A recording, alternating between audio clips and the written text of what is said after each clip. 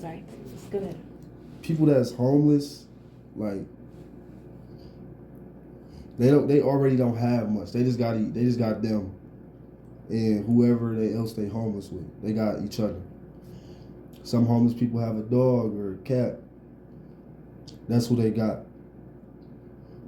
Shit, some motherfuckers got a buggy with shit in there.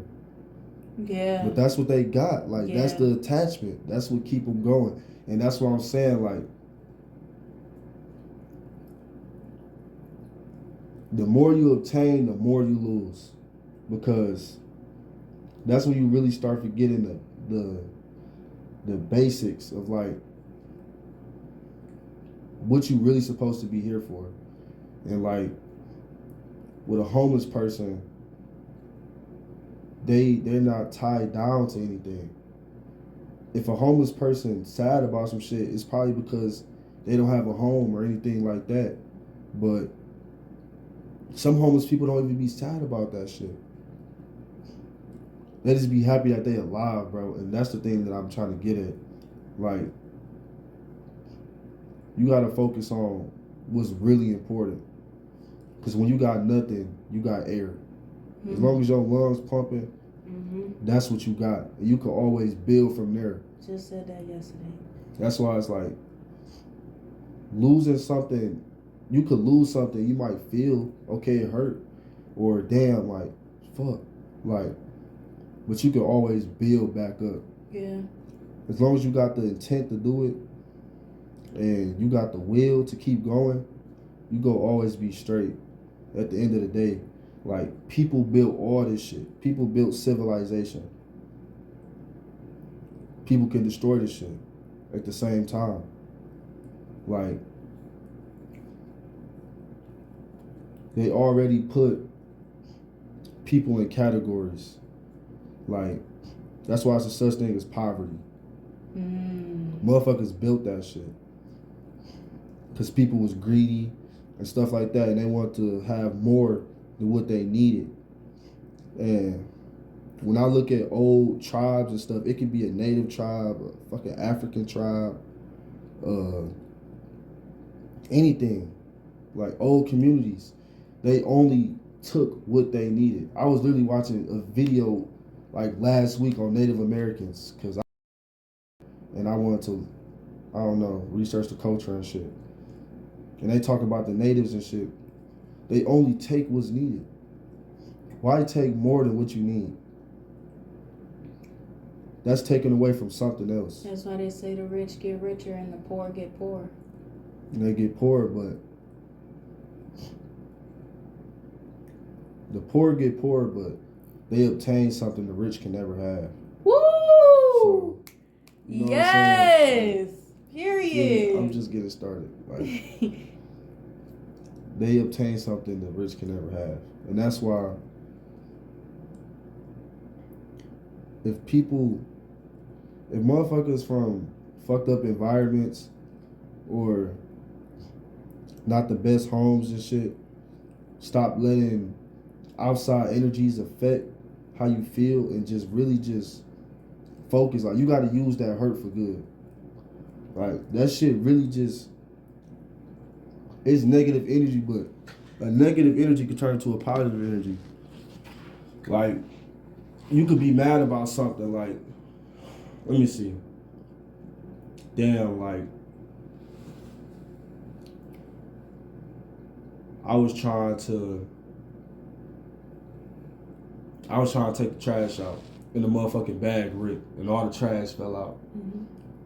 Like, I could be mad about the shit, but at the end of the day, like, okay, let's say the trash fell out. Now I'm picking shit up one by one.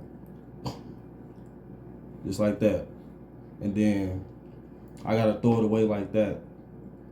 Damn, like, this motherfucking trash bag, like, this piece of shit ass trash bag, like, damn, like, what the fuck? This is that. Small shit. Small shit can grow into bigger shit if you let it. In reality, the trash bag ripped. That's what trash bags do. Crying over spilled milk. Literally. You know what I'm saying? And Like, that just happened to me yesterday. My trash bag ripped open at the trash can, and I had to throw them back in one by one. And I was calm about it. That literally happened to me like a couple days ago. that's crazy. That's crazy. That's crazy. But like she said, crying over spilled milk. It's not Right. worth it.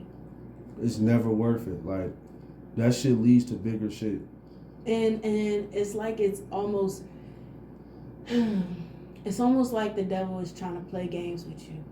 It's like, okay, the trash bag ripped, right? Because I like this analogy because it literally just happened to me. The trash bag ripped. Now you're like, dang, this trash bag. Oh my God, I knew it wasn't gonna be a good day. Da-da-da. You letting it build up. You letting your day start off with this. You're choosing for it to start off like this. You're choosing for this small moment to dictate your entire day. And that day to dictate your entire week. And that week to dictate your entire career, your entire marriage, your entire relationship with it. Trickles and trickles and trickles. It's like a domino effect. Mm-hmm. It keeps on coming if you allow it. That's why you have to be mentally strong. My trash bag ripped. Okay, instead of me, God damn, oh my God, it's always something. Or your kid did something. Your kid did something in the hold on. Or for example, your kid like grabbed something in the store and it broke. Okay, wow. You have to pay $3 for something that broke. You see what I'm saying? Like, it's not worth it. It's not worth it. And then you allow it to be a trickle effect. When you allow this to ruin your day, which ruins your week, which ruins your this, which ruins your that, you could have easily changed your mindset and been like, okay, the trash bag ripped. You know what I'm saying? What is this lesson trying to teach me for today? What is the message of this for today? What am I supposed to learn from this experience right now? Yeah, I'm picking up trash one by one. Okay, God. Okay, self. Maybe this means that I'm supposed to, maybe this means that I'm supposed to focus on what I'm doing. Maybe this means that I'm supposed to move slower. Maybe this means that I'm supposed to be more tedious. Okay, thank you for that lesson today, God. Thank you for that lesson today, self. I'm going to choose to be more patient and be more tedious. You see what I'm saying? Like, take it as a lesson, as a positive thing. Instead of allowing it to be like, oh my God, I knew today was going to go bad. Because now you allowing this situation, this small little thing, to take you back into how you felt this morning when you woke up. I didn't want to get out of bed for a reason. I knew it. I knew it was going to be a bad day. Now you're using your words. Now you're saying it out loud. Now you're affirming for more bad things to happen. So now when you get out the car and your seatbelt just not coming off, now you tweaking. Because you let yourself get mad about the trash can, get mad that you didn't want to get out of bed this morning, and now you letting this be the reason for that and that be the reason for this. Like, you know how they be saying, it's always when you're having the worst day, when your shirt gets caught on a latch, and you got to be like, ah, you know what I'm saying? Like, they say that, like, I've seen that somewhere, like, it's always when you're having the worst day that little thing, like your last little nerve will just get ticked. That's the devil testing you. But when I say the devil testing you, I'm trying to basically say, that's my way of saying that's your mental strength being tested. That's what I'm saying. That's your mental strength being tested. Your inner discipline. How strong are you mentally to be able for something to happen? Yesterday, a slushie got spilt all over you. Perfect example. He's walking. These young kids run into him. The slushie he just bought gets spilt all over his white shirt. All over the floor. He could have let that be the end of the night. Oh man, what's going on?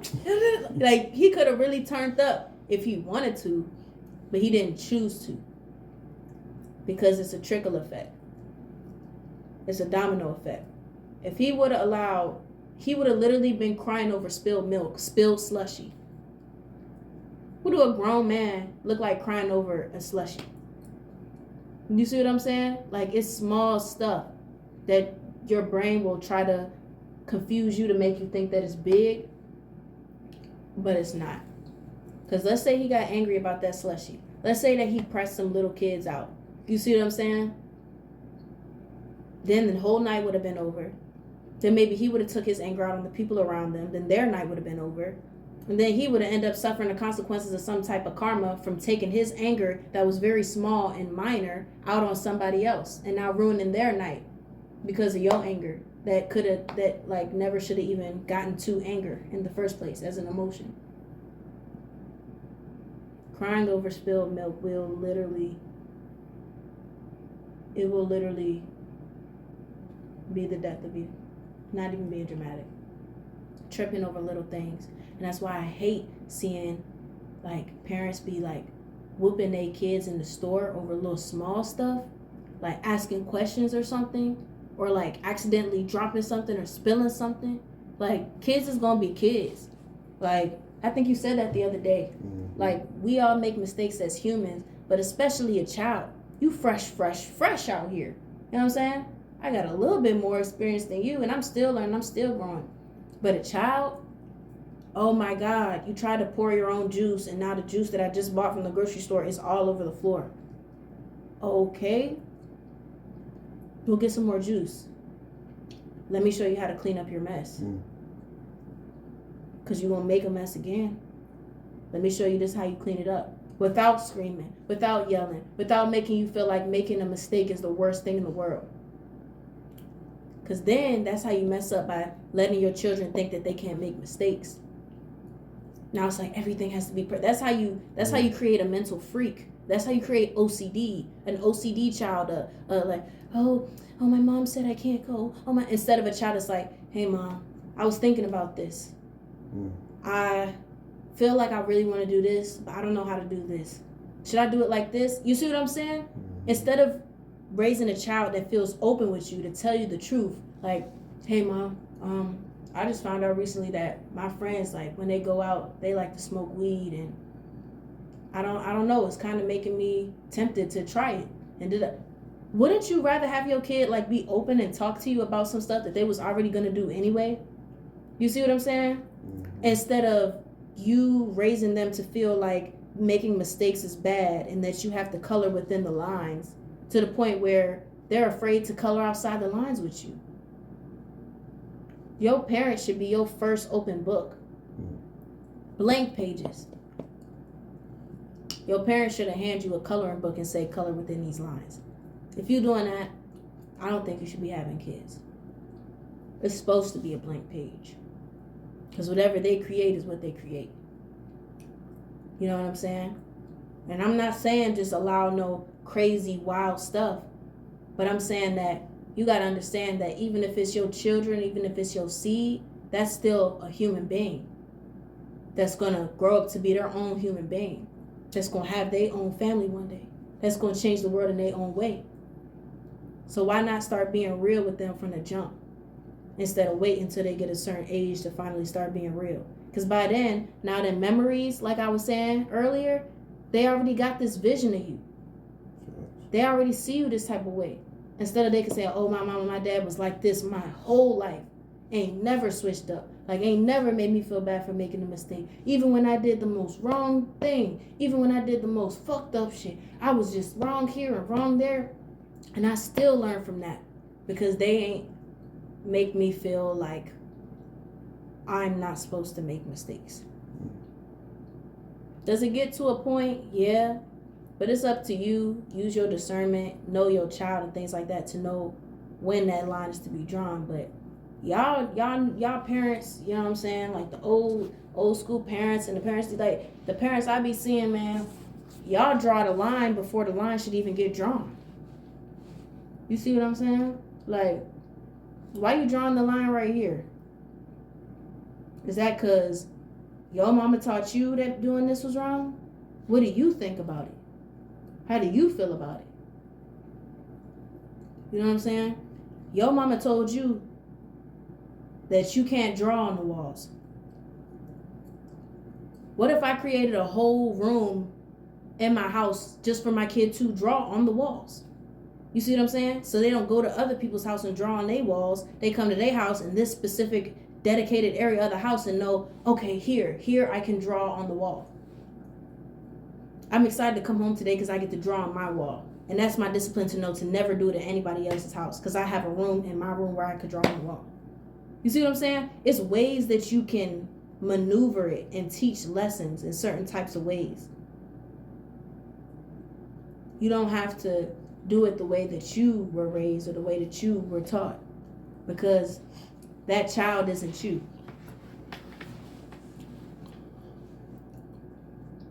So I got a couple things to add on to that. Like, I'm gonna do some addition real quick. Go ahead. That crying over spilled milk, like, stress is a part of life. The more you focus on what's stressing you is what builds the stress. Sometimes you just have to, okay, I spilled milk. You just gotta be like, damn, just laugh at the shit. Or just be like, damn. And continue to pour you another glass of milk. And then clean the milk up. I promise you, you will forget about all that shit. Like, you just gotta just let, stress is an energy. You gotta let it come and go. It comes in, and you have to allow it to exit your body. Don't hold shit like that in. That shit builds up. And that's what they say, your worst day, you'll get your shirt caught on the motherfucking hook. And now you being all rough and shit. Now you tear your whole shirt up. So, and with the kids shit, like, parents drawing the line. Now, shit, they be having the line drew before the kids even know what the fucking line is. That's what I'm saying. Like, it's like, you have to give your kids the ability to grow, like, and really learn. You can't learn nothing from if you always get in trouble for some shit and you don't know why you're getting in trouble, or you don't know why it's wrong, and you're not allowed to ask these questions. Stop crying before I give you something to cry about. Shit, what? Like that's I'm the already craziest crying. shit. I'm already crying. Like, shit like that never made sense to me. Mm-hmm. Like, shit like this shouldn't have to continue. Like, it's like, your kid do something wrong, they get in trouble at school. Really ask your child, like, what happened? Why did you do this? And if you were always the parent who always gave your child the ability to have a voice in the house, like, yeah, we all know, okay, it's a grown folks in a child's place, but at the end of the day, that's your seed. They should be able to communicate with you. Y'all should be best friends.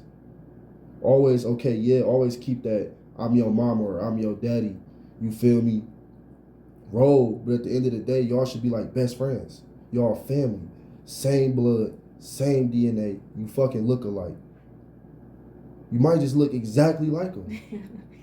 Like, you literally talking to yourself. Would you talk to yourself like this? You literally talking to yourself. Like, that's why it's like, and also when you give your child the ability to learn and grow, and you grow with them. Like, nobody's saying fucking parents are gonna be perfect, but it gets better over time, because now you know, okay, I was putting a little too much pepper on this. Let me, you feel me, diet down and shit, so it's not as spicy. You know what I'm saying? Mm-hmm. Like, be able to acknowledge your mistakes and correct it. Okay, I did a little too much here. Next time, I'm gonna do it like this, and allow your child to be able to speak up and say, like you can even ask questions. Like, this is a normal human being. Like, you can make safe spaces. Like, okay, I'm not gonna get mad at you. I'm not gonna do this. Just be real with me right now. We being real. How do you think I handled this situation? How did you feel after our conversation yesterday? And they literally can teach you how to be a better parent tailored for that child. But these parents, they don't be trying to trying to hear that because it's, oh, I'm the mom, I'm the dad, and you the kid. But you are still a human being as the mom or the dad. You were still a normal person before you became mom or dad. You still a normal person now that you are a mom or dad. So what do you look like not learning on how to be a better mom or dad if your kid has a voice? Do you know how much of a blessing it is for your kid to be able to speak? You see what I'm saying? For your kid to be able to walk, for your kid to be able to breathe, for your kid to be able to be healthy. I want to hear that. You know what I'm saying? Like, that's something that you should feel honored and blessed to be able to access. And that shit all about parents now just, they're too obsessed over control. You automatically have control once you brought that. Thank you. You feel me? You brought that into the world. You automatically have control. The only way you lose control is if you allow yourself to lose control. And you feel like, I'm losing control. You always have control. And it's a reason why they say children first superheroes is their parents, bro. And in terms of them looking at you as their superhero, you raise yours. So however you want your kid to end up in the future, you play a big part in that. So you really got to watch what you do around your kids, watch what you say around your kids. And like she was saying, be open. Like, your kid should be able to talk to you about anything. Like, that's really preparing your child for the world. Like, y'all been having conversations like this since y'all was young. Mm-hmm. Like, so they get around these type of friends, they already know they up to no good. Mm-hmm. They already know they talking some bullshit. Mm-hmm. Oh, this what moms was talking about. Mm-hmm. Like, I see what she's saying now. Like, this is useful. These are useful life skills. These are keys that they need to succeed. Like, they need this information. You will be doing them a disjustice if you don't give them this type of information. That's literally preparing them for the world. Why would you leave them out there to fucking hang like wet clothes? Like, what you think that make you look like? You feel me? Like, they shouldn't have to figure it out.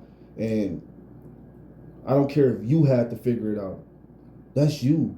That's your chance to change the outcome of shit, to kill the cycle.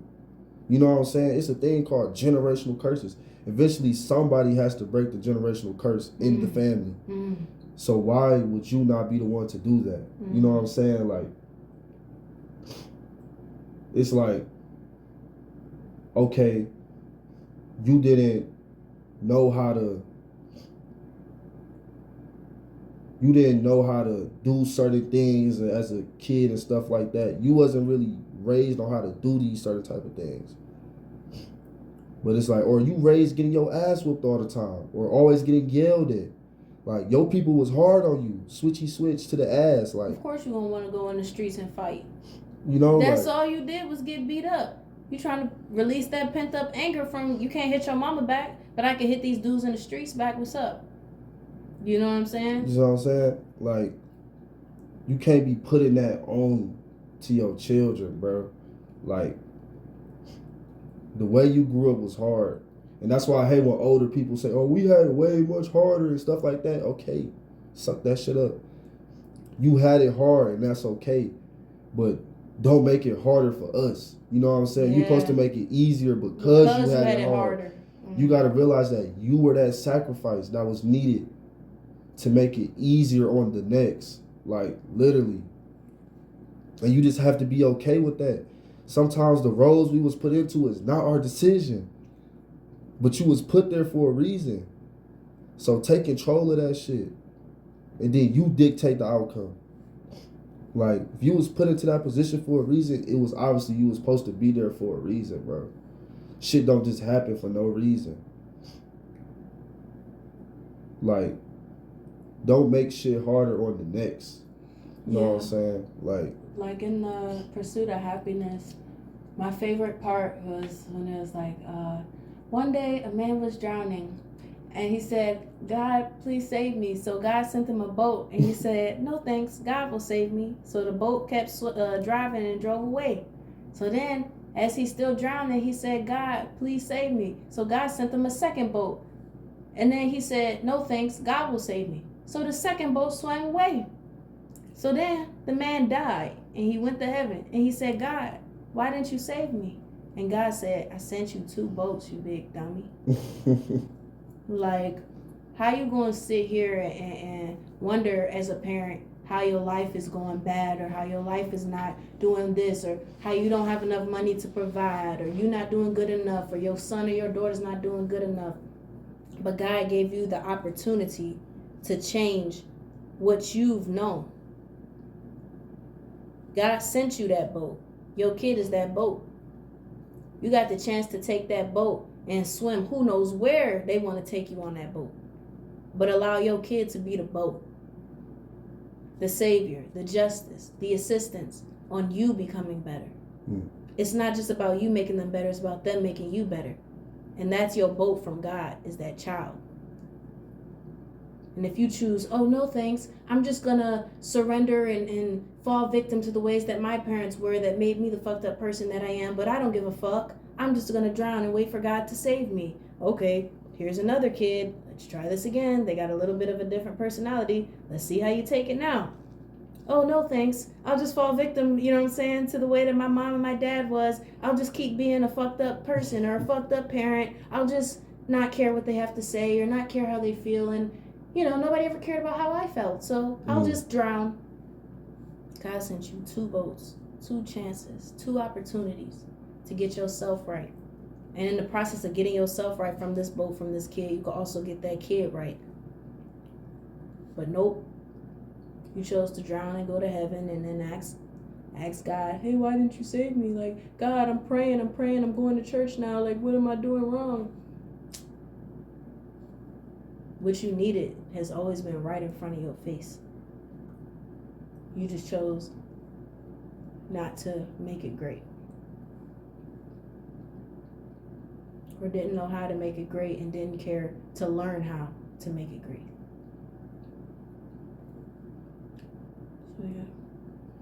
So yeah, I like what you said when you was like the boat. Like, let your child be the boat and you steer the ship. Like, point them in a direction and change the route, change the course. You know what I'm saying? Like, it's like how you was just saying, like, with the phones and shit. Like,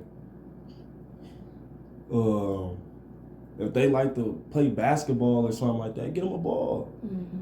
You know what I'm saying? Like, get out there and do it with them. Not only just that, just like when you was also saying, like, admitting when you wrong, like, that shows a level of respect. Like, you know what I'm saying? I'm your parent, but at the end of the day, I'm no better than you are. I just lived longer. You feel me? And that's what's going, bro, your kid gonna grow up amazing, bro. Yeah. If you do stuff like that. Because it's like, this is teaching honesty at a young age. Like, and it's like, damn, like, they won't be scared to admit stuff to you because you admit stuff to them. Like, I'm like, damn, like, my dad and shit, he was like, he fucking, he was wrong. He should never whoop my ass, like how he did it and stuff like that. Like, shit like that, like, just make you, yeah, you still gonna be mad you got your ass whooped. You got your ass whooped. But you won't be as mad because you understand why you got the whooping, and you also understand why the excessive force was used. You know what I'm saying? And it was honestly just a mistake. He let his emotions get him, or he let himself get too mad, or you know what I'm saying? And you just realize, you might not fully understand it as a kid, but when you get older, you just realize that everybody human at the end of the day, and nobody perfect. Like, I don't have kids of my own, but just going off shit that I grew up in and seen, like, your parents still have to learn how to be a parent. Your mom wasn't a mom before she had you. You know what I'm saying? Unless you was the 3rd child or something like that, even then she's still learning because every kid is different. Like, your dad wasn't a dad before he had you and stuff like that. Like, they still learning. And at the end of the day, like, you have to give them some type of grace. You know what I'm saying? I really learned that the older I got, because I realized, like, my mama still got to live her life at the end of the day. She didn't just stop getting older when she had me. Mm-hmm. She has more responsibilities than me. And on top of that, she raising all these children. Like, they need some type of grace. As long as they trying and you can see them improving, all you can do is just love them and just really, like, be there. Like, what you saying? Like, positive affirmation. Like, you know what I'm saying? Like,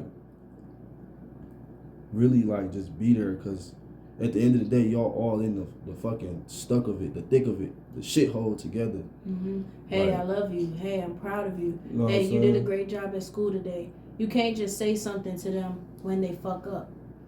How about say something to them when they've done good? Hey, good job of waking up by your alarm today. You know what I'm saying? Mm-hmm. And then by that love that you're giving them, you're going to even learn even more how to give it to yourself.